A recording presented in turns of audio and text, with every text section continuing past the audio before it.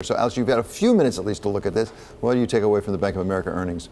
So net interest margin coming in a little bit better than expected. So that's a positive for Bank of America. But we are going to want to hear about the guidance, right? It's all about the guidance. And to your point, what's happening on the deposit side. We did see for the industry very strong growth on the interest-bearing side. It was up like 20% year over year in industry data. So we're seeing some increase at Bank of America.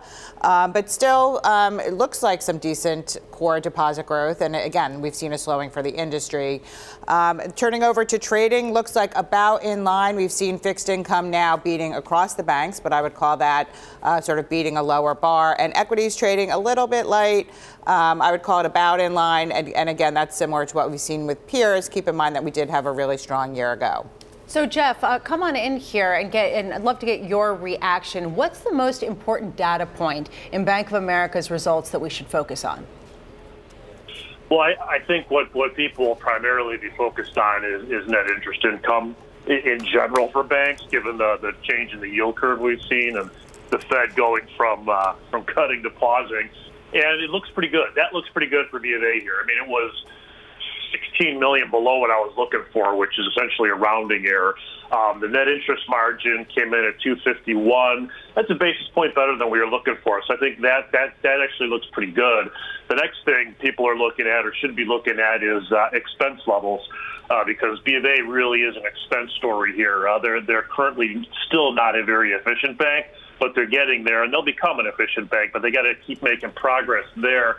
And for what I'm looking at so far, and there's a lot of data to get through, the expense levels look pretty good.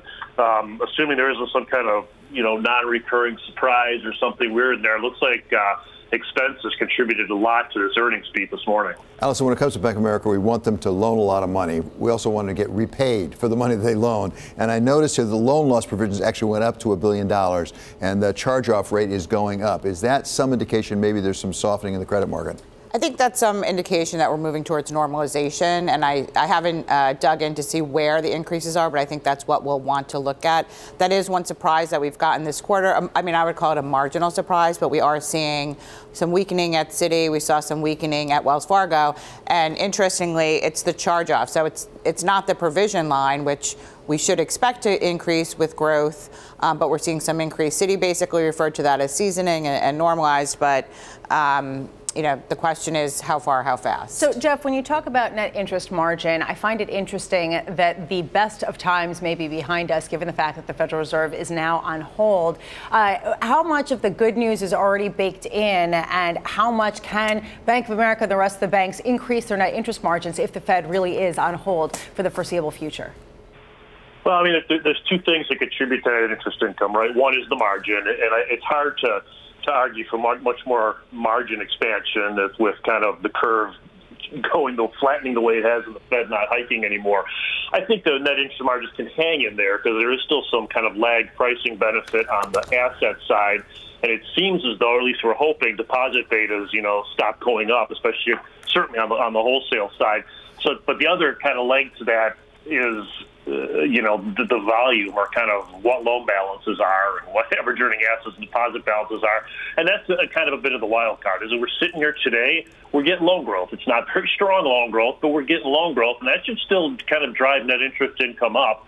To the extent that accelerates, great news. To the extent it doesn't, it slows down, it's bad news. But kind of status quo as we're sitting here now, that still leads to net interest income growth. Certainly a decelerating pace, right? It's not going to grow as fast as it had, but it should still be able to work its way up. And we're seeing at B of A, at least first quarter here, we saw from JP Morgan as well, it's still going in the right direction.